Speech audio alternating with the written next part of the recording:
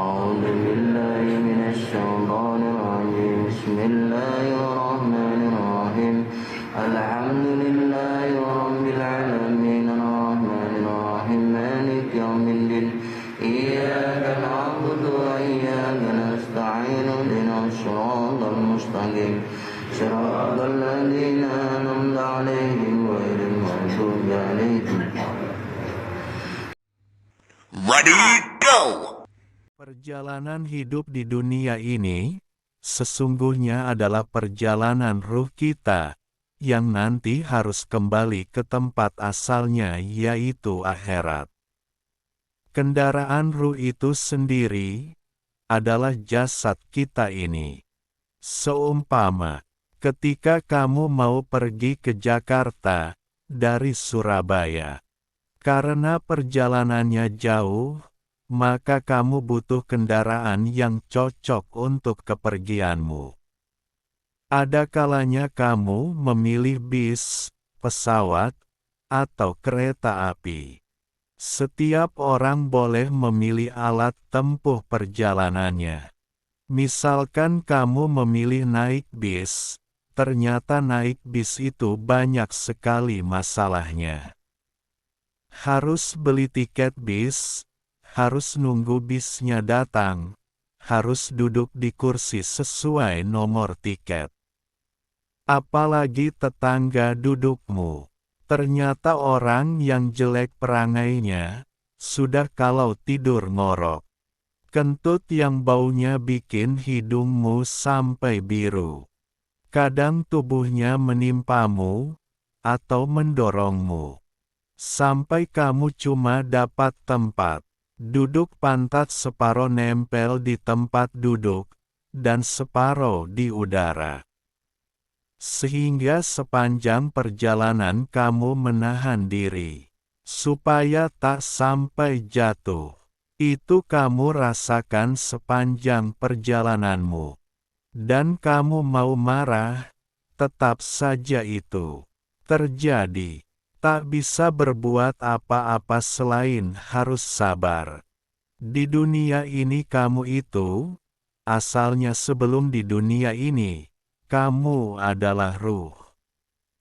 Karena mau melewati dunia fana, kamu butuh kendaraan, maka kendaraan yang paling cocok untuk menempuh perjalanan dunia ini adalah jasad yang kamu tempati itu. Jika perjalananmu sampai, maka jasad yang kamu tempati, harus kamu tinggalkan. Untuk ke tempat ruh lagi. Selama perjalananmu, kejadian yang tak mengenakkanmu harus kamu lewati. Tetangga yang cerewet, suka ngutang tak bayar, segala apa juga harus antri, kadang kamu sakit dalam perjalanan, dan segala apa yang banyak menyusahkanmu. Entah jasad yang kamu tempati, suka sakit, suka pegel-pegel, dan berbagai kejadian, yang membuatmu merasa penat menempuh perjalanan. Jika kamu tidak sadar, bahwa jasad yang kamu tempati itu cuma kendaraan. Misal kamu kerasan dengan tinggal di jasadmu, sehingga tak mau turun bis ketika perjalanan sudah sampai. Sehingga malaikat maut harus menarik paksa kamu, keluar dari kendaraan jasadmu. Begitulah perumpamaan kita menempuh perjalanan hidup. Syukur jika bis yang kamu tumpangi tidak kesasar. Jika kesasar maka selama dalam bis, bisa jadi kamu tak sampai pada tujuan. Jika kamu dan jasadmu ini kesasar, padahal perjalananmu seharusnya kembali ke alam akhirat. Yang sebelumnya kamu tempati, karena nyasar, malah bisa jadi kamu menuju alam setan, dan menjadi tawanan iblis, bukan kembali ke akhirat.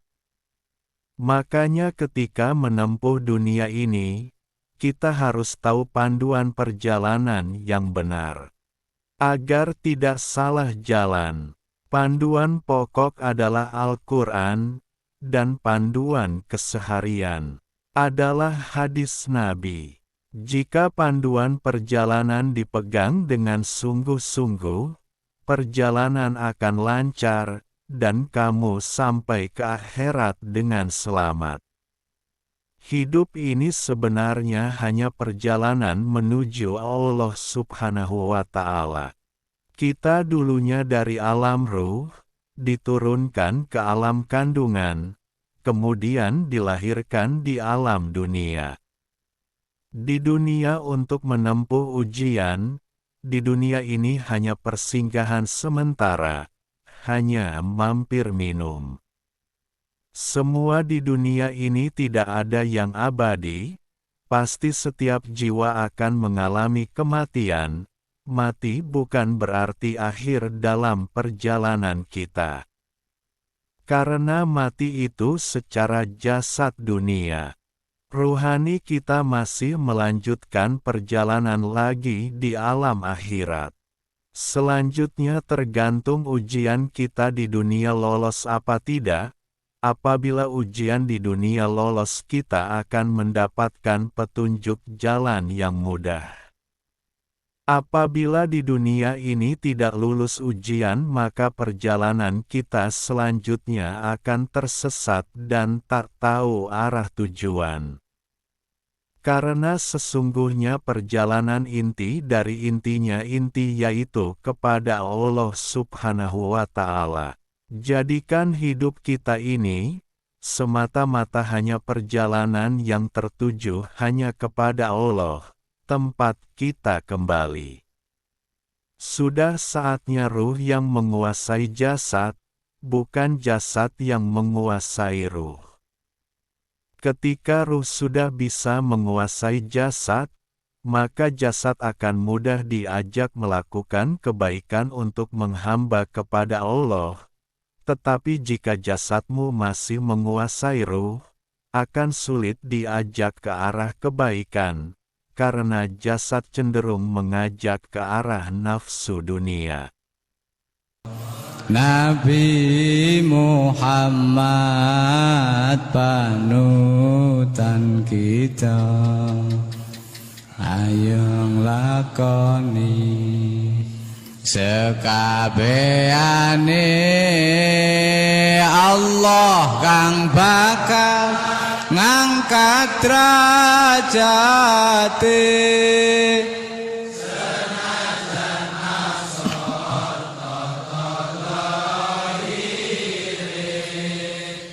Ananging mulya makom derajate, ananging mulya makom derajate. Palastra ing bungkasane ora kesasar roh lan sukmane, dan kadang Allah swarga manggone.